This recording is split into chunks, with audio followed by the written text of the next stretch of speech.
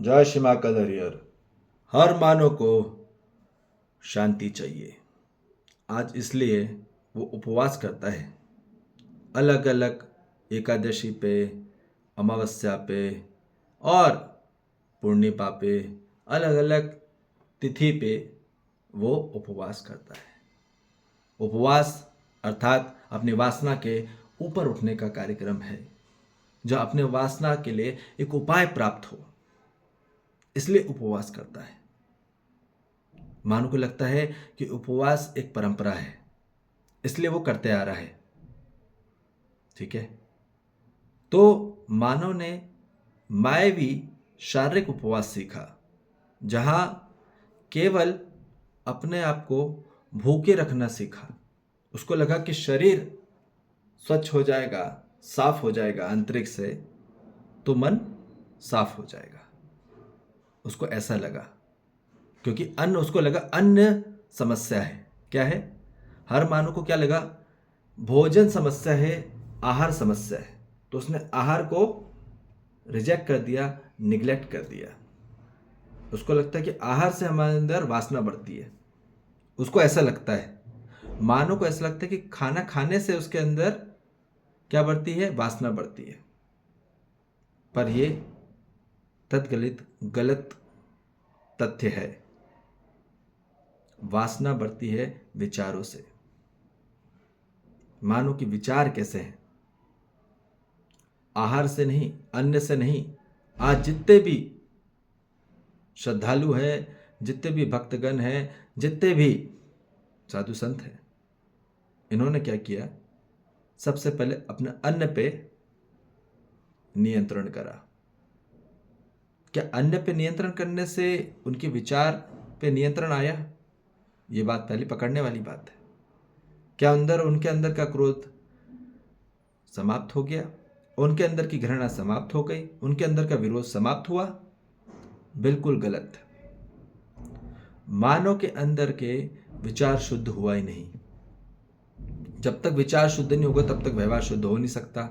अब वो कितने भी दूर जाके आदमी आज अब भूखा के भूखा रहे, खाली पेट भूखा है, काय के लिए? नाम वासना के लिए।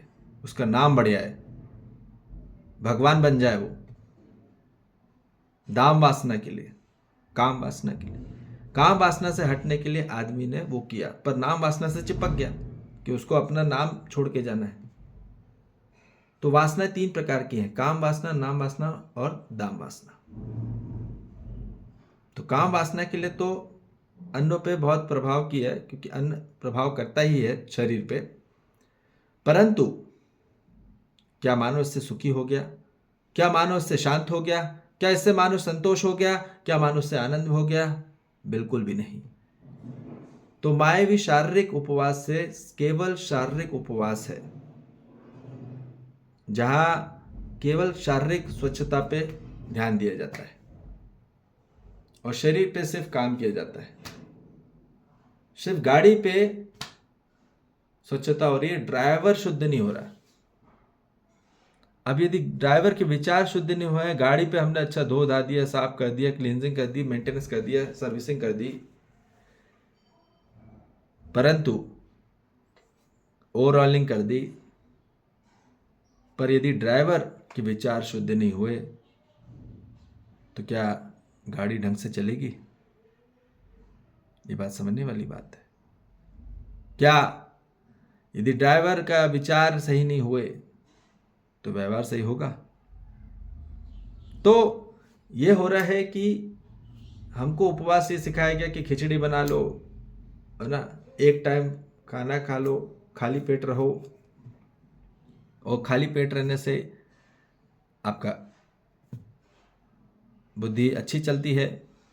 ऐसा ऐसा सिर्फ शरीर की इफिशिएंसी के लिए है, परंतु मेंटली, साइकोलॉजी, इमोशनली इफिशिएंसी के लिए अभी नहीं है। इसलिए मानो क्या हो रहा है, शारीरिक उपवास तो कर रहा है, पर वो सबसे ज़्यादा शिकायत कर रहा है, अंदर में अभाव कर रहा है, निंदाएं कर रहा है, चुगली कर रहा है एक दूसरे की। भूखे पेट है दिन भर, पर विचार में कुछ शुद्धि नहीं हुआ। तो इसलिए वो उपवास से मानव को सिर्फ अशांति ही हो रही है। अब कितने भी वो थोड़ा फर्क आ जाता है, शरीर पे इफेक्ट आ जाता है, पर उसकी मन, वृत्ति, चित्त, बुद्धि, आत्मा पे प्रभाव नहीं पड़ता। उसको थोड़ी देर के लिए अच्छा लगता है, पर वो परमानेंट वाला कार्यक्रम नहीं है। परमानेंट वाला कार्यक्रम है केवल और केवल वास्तविक उपवास, जहां विचार की शुद्धि होगी, जहां व्यवहार की शुद्धि होगी, और उसी से शांति आएगी पूरी मानव जाति में, और जहां मानव कोई शिकायत नहीं करेगा। यही जागृत की अवस्था है।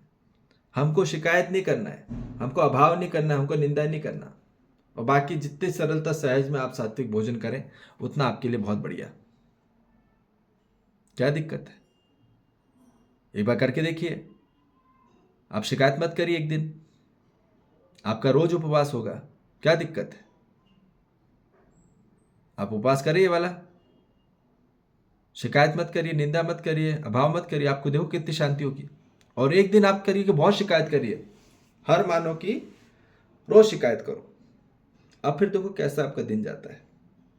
जितना मानव शिकायत करता है, अभाव करता है, निंदा करता है, एक दूसरे की चुगली करता है, आंतरिक और बाहर में भी और पीठ पीछे भी, उतना ज्यादा वो अशांत रह जाता है। अब वो कितना भी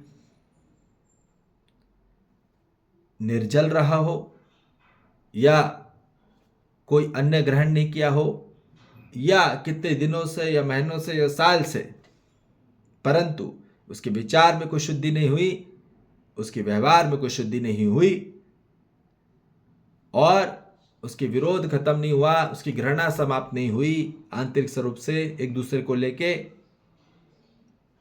तब तक वो अधूरा का अधूरा है। और वो कितने बड़े भी सन्यासी हो,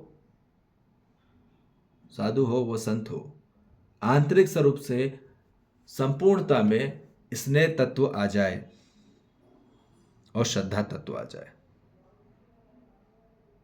तो बात है विरोध मुक्त हो जाना, विवाद मुक्त हो जाना ही असली कार्यक्रम है हर मानव जाति का। आंतरिक स्वरूप से उसके विचारों में शुद्धि हो जाए, उसके विचार में सत्य विचार आ जाए, धार्मिक विचार आ जाए। मानव के अंदर अधार्मिक विचार चल रहे हैं, अन्यायपूर्ण विचार चल रहे हैं, और गलतपूर्ण विचार चल रहे हैं।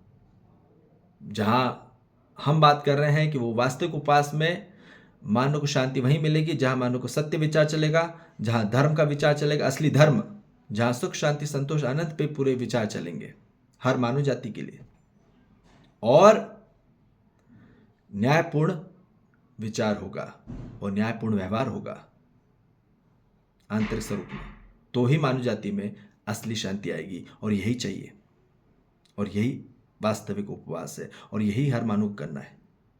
तो इसलिए शिकायत मुक्त होइए, अभाव मुक्त होइए, निंदा मुक्त होइए, और अपने आप को असली शांति को प्राप्त करिए। जय श्री महाकाल, हरिहर।